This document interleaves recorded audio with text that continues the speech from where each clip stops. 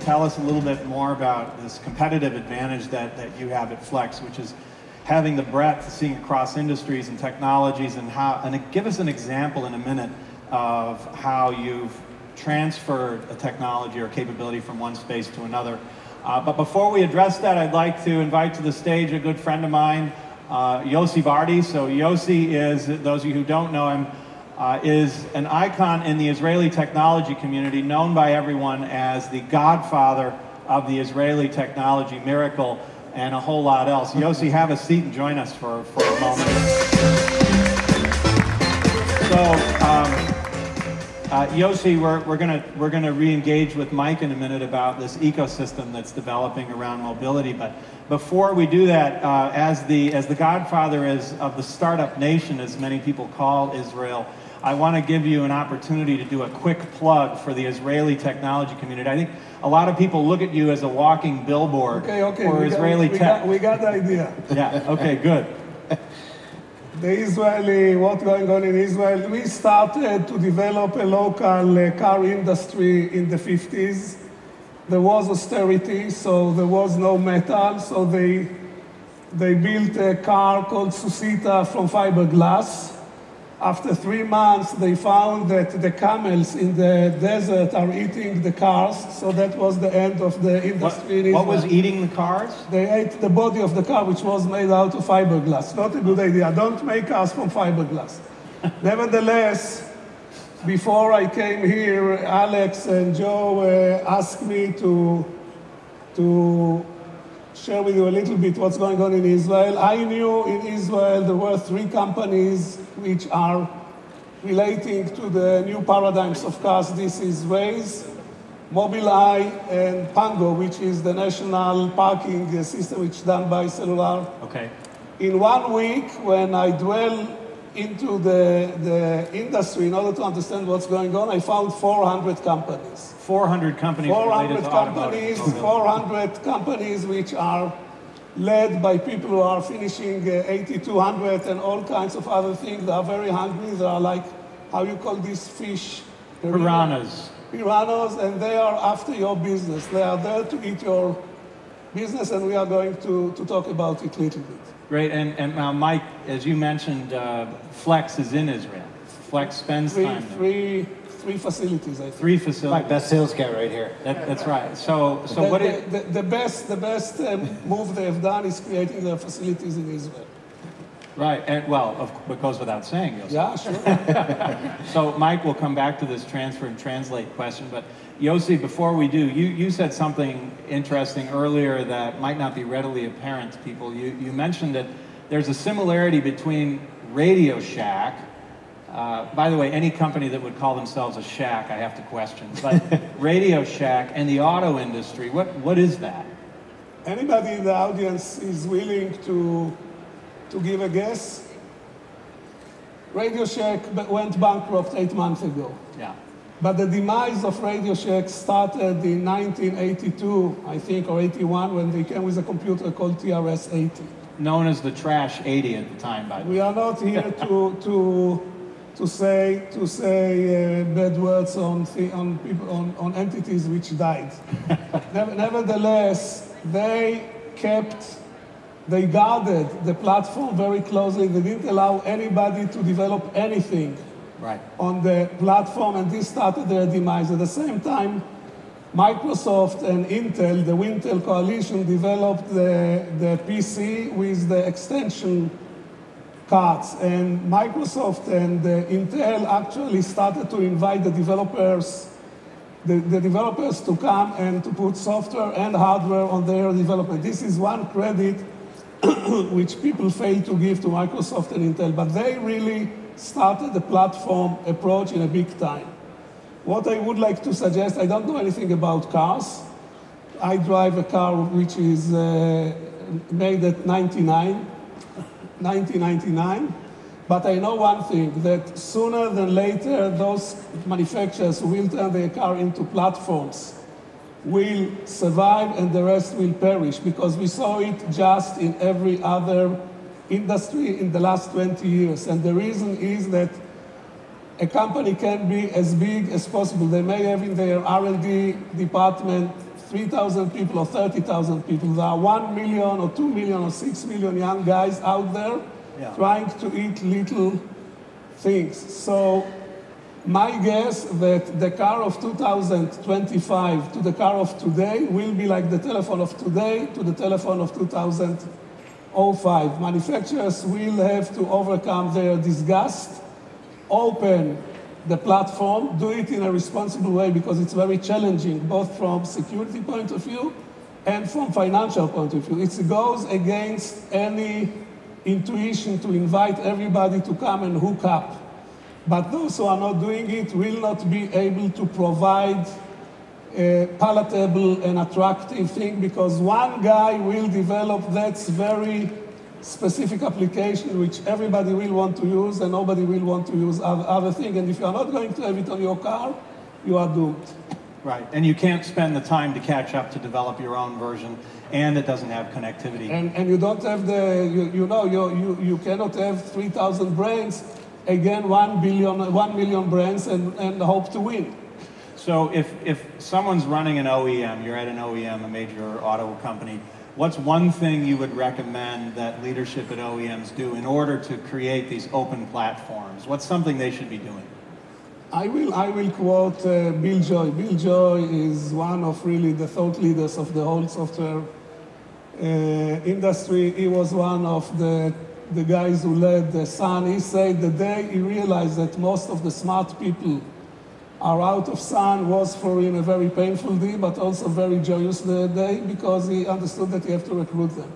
My recommendation, everybody knows the solution. I'm not sure that the car industry knows the solution. I guess they do, is to go and associate yourself and court and lure and be nice to the young tigers who sit at 2, 3, 4 guys in a kitchen or basement and coming with the greatest things. You don't need 200 people, you don't need 2,000 people to do it. You should, as this lady who is 32 with the complicated first name and last name, say this is what you should do. You should go and call them and be nice to them and engage them.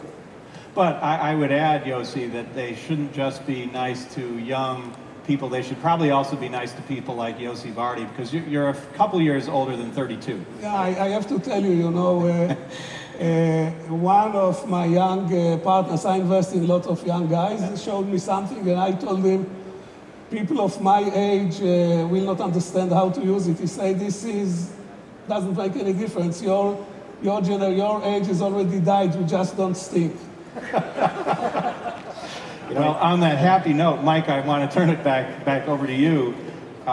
Being open, something that Yossi is a big proponent of, how does that translate into real value for your clients? The ability to look in one industry and transfer a capability of technology to another industry. Give us an example of that.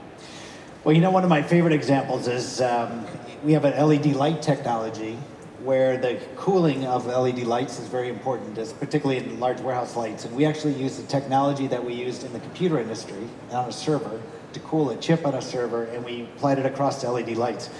And no one had ever even begin to think about what that might look like. And it was actually a random development of people bumping each other in the hallway about 5 years ago. And we now, to this day, have the lowest cost process technologies for big warehouse lights today. But what we did is we looked at that and we just said, we're going to institutionalize this. And we're going to actually build a process in our company about how we can know what is available in one industry so that we can apply it across to the other. I've got a Fitbit on here, and this is, something for the health industry, not really health, but, the fitness industry. But a lot of these bendable, flexible technologies that are in here, built in with sensors, we apply right across into digital health. We're putting them into medical applications. And if you go into our booth, that was to the left here. A display, by the way. Chris from Leading Automotive from Flex was taking me through. That was really exciting. Yossi, you saw the display as well? Yeah, no, this thing is very good for Jewish people because it doesn't improve their health, but it creates wonderful guilt feelings. Thank you for that additive statement, Yossi. So, Mike, that's a great example, but how are you seeing the ecosystem developing in different industries? Is it looking, because everybody's affected by digital. Yeah. Everybody's affected by connectivity. Are we seeing a lot of similarities between, say, healthcare, automotive, apparel, for instance? Well, I think they're all going to run together. I mean, this is a fitness company, but it's obviously going to look towards moving more towards medical. So digital health becomes a huge area that we haven't really penetrated yet. Even monitoring the body's system is largely underpenetrated. I mean, this is kind of the first step, and it's the most important part. In the U.S., we spend a lot more on healthcare than everybody else, I think, but we're roughly 17% of the GDP is going into healthcare. I mean, if you can find ways to handle that, it has a lot of implications, even into mobility, quite frankly, because you don't want the guy who's, sick and has to leave to get the prescription. You want him to be able to interact with his doctor on a real-time basis, using real-time data, using statistically significant data by having continuous monitoring, and then getting prescribing. So I think you're actually going to see, and that's going to affect mobility. Also, you can connect it to the car. You didn't walk 10,000 steps, the car will stop and say, you schmuck, now go and get out and walk. We even have that demonstration over in our booth right now where we fully expect this continuous monitoring that when you walk into the car, if you want it, you can show it right up onto the screen. I think what's really important in terms of understanding the different industries and the perspective we have, which is why I kind of tried to say we got all this perspective. I think we run more supply chains than anybody in the world, and what's also interesting is that products we tend to build are the highest technology products, because usually those are using new process technologies, and the companies may not have the invested infrastructure internally in their manufacturing, so they might be more inclined to outsource it. So we get a huge dose of what it looks like. And plus, I would imagine a lot of very well-established technologies eventually become commoditized, and others will do it. And so you have to stay in the head of that technology curve. In fact, a lot of the objective is to commoditize that technology. Okay. Let's take the ultimate driving machine and move it into, I'm just trying to solve a purpose. Mobility is my objective, not to have a great drive. And all of a sudden, it's all about the experience, it's all about the data, it's all about interacting with the garage door, interacting with someone else. Maybe we're not even driving it ourselves, it's connected, or it's connected, obviously. But the experience of hardware, software, content together with real-time data, in the field data that's giving you information, that's actually a more interesting thing for young people today than the driving experience itself. And that's why everybody spends their time texting instead of driving, because it's actually a richer experience. So I think if I think about anything that I see across industry, if you don't have hardware, software, content, if you're not getting real-time data out of the field, if you're not building business models around that real-time interaction of what that data is telling you in the field to actually solve a problem, whether it's digital health or mobility or whatever it is, then you're not going to be successful for the long term. But hardware itself is not an end goal. And hardware is a different animal than software. Throw some coders together and throw an app up. Let's say Yossi has a startup or some developers with something that could be interesting to some of your clients in the field, or to Flex itself. How do they connect with a company that big? It's not obvious. What do we do? Yeah, well, it's a great example. One of the things that we offer is we kind of think about ourselves as almost like the marketplace of innovation. We actually have process about how to access those new ideas, those three guys sitting in a garage. We want to find them. We have incubators, we have accelerators that we run. We invest alongside of VCs only so that we have access and we have eyes into all those innovation points. We invest in the innovation centers of the world. And as those innovations come in, our ability to introduce them to the big brands is high. Because we're one of the largest manufacturers to all the medical guys, and we're one of the largest manufacturers to all the telecom guys. And they look to you for validation often that something new is going to work. But if you can take an idea and a disruptor and introduce them to a big channel, they'd love it. The innovator loves going to the channel, and the channel, the big guy with the big channel and the invested infrastructure has a really hard time innovating with their 5,000 engineers. And they often the startup needs a translator, needs a Sherpa. But Yossi, you have a comment. No, I can give a real world case. One of the companies I know very well, they had an idea, but they didn't have any experience in creating manufacturing file, the design, the hardware design. They went to these guys, and they have done the whole work for them. So there is a synergism between what young guys with idea and people who are seasoned in manufacturing can team together to create products. You know, a lot of people know great examples. I have a question. These RGB, the red, the green, and the blue, are they robots? We had an outfit like that for you, but you didn't arrive. Are they robots or people? What is it over there? I don't know. Well, they're waving. That's a sentient being, actually, I believe. Pardon? It's a sentient being of some sort. I think it was developed by Flex. Hi. I thought it was three guys in a garage. They are alive. They are alive. Great. So, Yossi, I want to give you the last word. We've talked about startups and entrepreneurs a little bit here. More has been about the industry, where things are going, the changes, how companies, incumbents are adjusting. What a little bit of advice for entrepreneurs who might be in the audience with us. What's the best piece of advice you could give to an entrepreneur who's just starting out? The best piece of advice I can give to anybody is not to listen to my advices. Don't listen to your advice. Right. I think I also learned from you one time, Yossi, on a panel in Tel Aviv that you shared a statistic, I don't remember what it was, and then you said it turns out that 73% now of all statistics shared on panels are made up on the spot. So he's a font of advice. With that, I'd like to thank Mike and Yossi. Mike, your company's ability to stand across industries is pretty darn exciting. It must have been a great ride. We at Kellogg, I have a group called the Kellogg Innovation Network, the KIN. This is a group of innovation and growth leaders from around the world.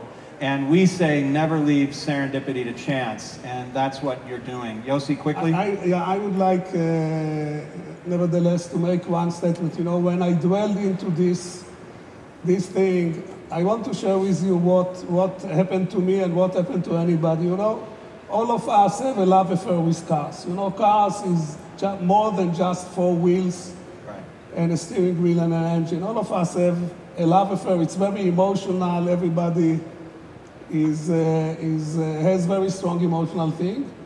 It looked to me, I don't know if it's the last frontier, but what I see, and I think everybody here share it, that this is really a great new frontier. When the manufacturers will open up, some of them already began, some of them are still terrified, all of them will open, and people from different industries will, for the first time after 130 years, be able to come and bring their knowledge, much like LETV told us. But the same thing will be from any possible industry, from health, from food making, I don't know, advertisement is going to play a big role, etc.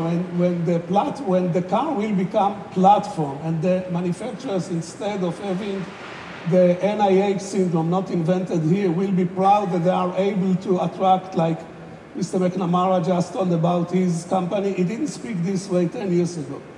When this will happen, we are going to see a whole new car, much as I said, as the telephone was 10 years ago and how it's look today, or e-commerce, or news, etc., etc. This is a great frontier. It's a great opportunity. We are going to see tens of thousands. This show next in 2 years will be 3 times as big.